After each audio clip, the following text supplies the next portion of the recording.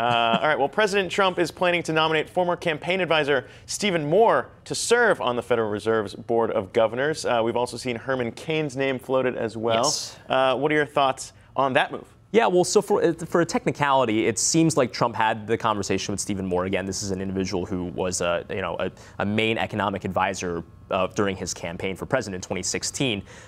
He had the conversation with Stephen and basically said, would you be interested in taking this job? So no formal paperwork has been filed yet. I do want to note that right now, the Federal Reserve Board has 5 of its 7 spots currently filled. A number of those were from the Trump administration. And for most of the Obama administration, the Fed actually skated by with only 5 members, and they actually had 2 vacancies on the board. So the Fed can operate perfectly fine with 5.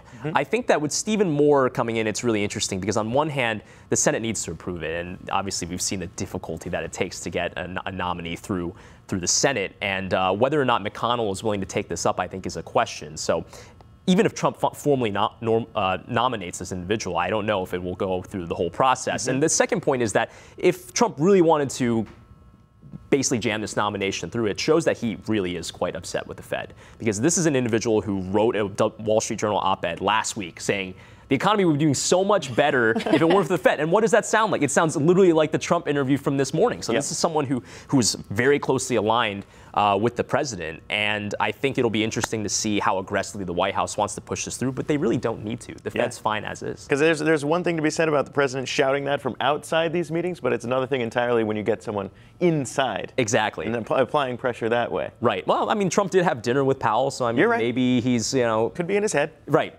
Who knows? Although it doesn't sound like it based on what we've heard from Jay Powell. All right.